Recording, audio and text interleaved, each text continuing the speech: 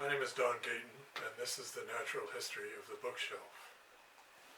Our small living room seems to have a will of its own as it strives for a kind of Victorian identity. Wood stove, pressed tin wood box, oak hutch, curtains of heavy red velvet, and a glass-fronted bookshelf all speak of a shabby 1890s gentility.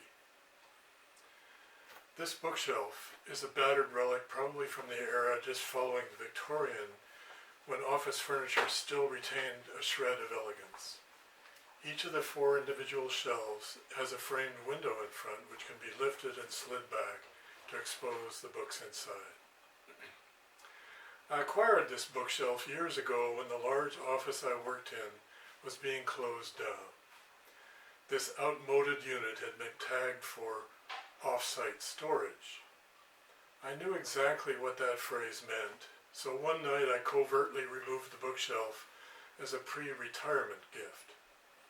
It now sits in our living room and contains books of strong personal relevance, plus a few that might be considered antiquarian.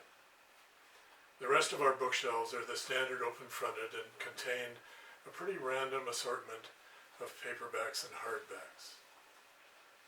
One day, I decided to organize my books.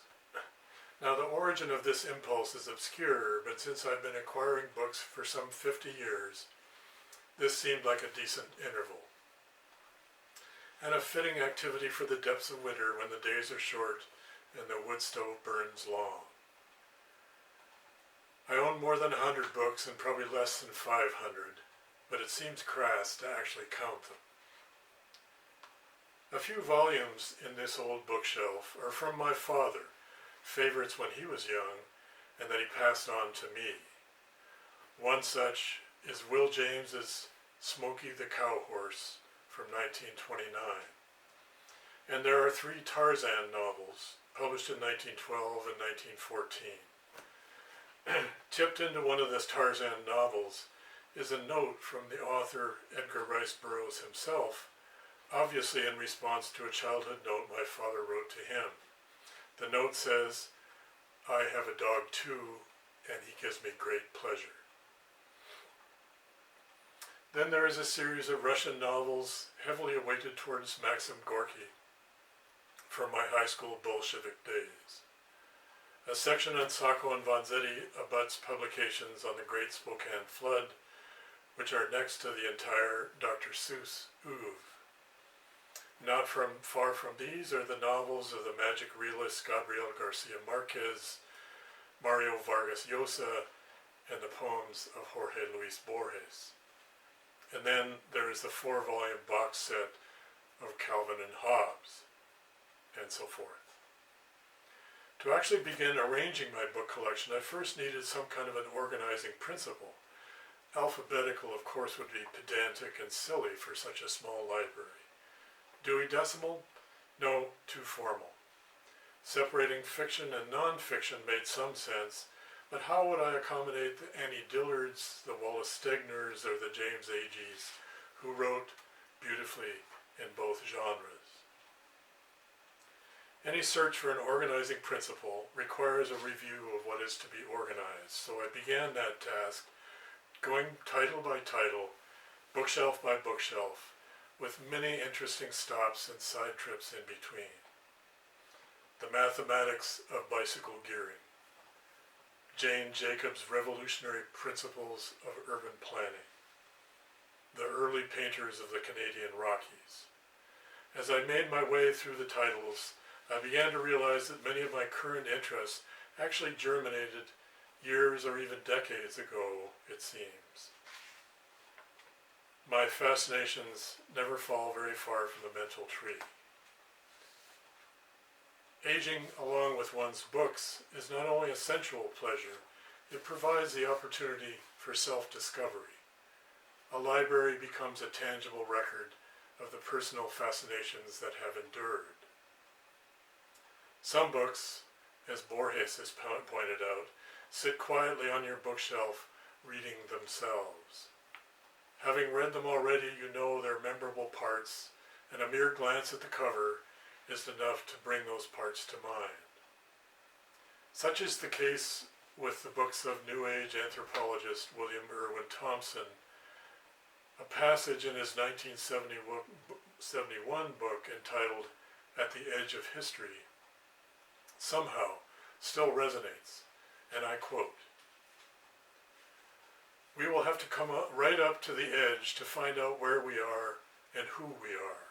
At the edge of history, history itself can no longer help us, and only myth remains equal to reality. What we know is less than what we are, and so the politics of miracle must be unacceptable to our knowledge to be worthy of our being. Credo quia absurdum est. The future is beyond knowing, but the present is beyond belief. We make so much noise with technology that we cannot discover that the Stargate is in our foreheads. But the time has come.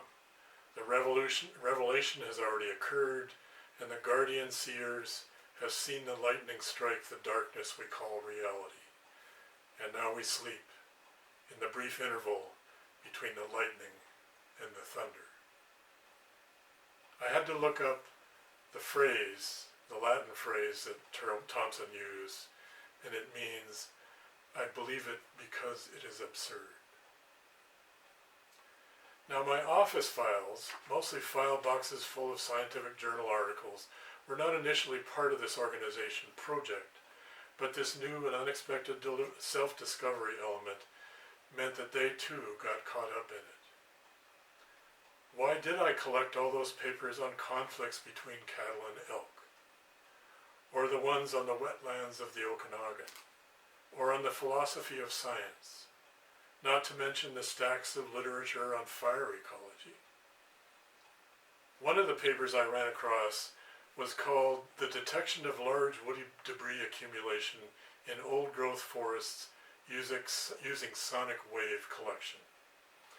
It is a delightful send-up of scientific journal writing penned by Indiana R. Jones and Ethan Allen, et al. For short, of the Department of Philosophical Biology of Earl's Corner Bar in Hoople, North Dakota. Jones and Allen attempt to determine whether a falling tree in the Chequamegon National Forest makes a sound if no one is there to hear it. Results were inconclusive, but the authors did derive a very solid inverse correlation between alcohol consumption and the ability to correctly pronounce Chequamegon. One of our living room bookshelves is devoted to what I call quaintly natural history. Grass systematics, the mosses of British Columbia, Okanagan geology, and so forth. Stacks of literature on the ecology of this Okanagan of mine, not surprising given this valley's importance as Canada's biodiversity hotspot. But even here, clear organization boundaries are difficult.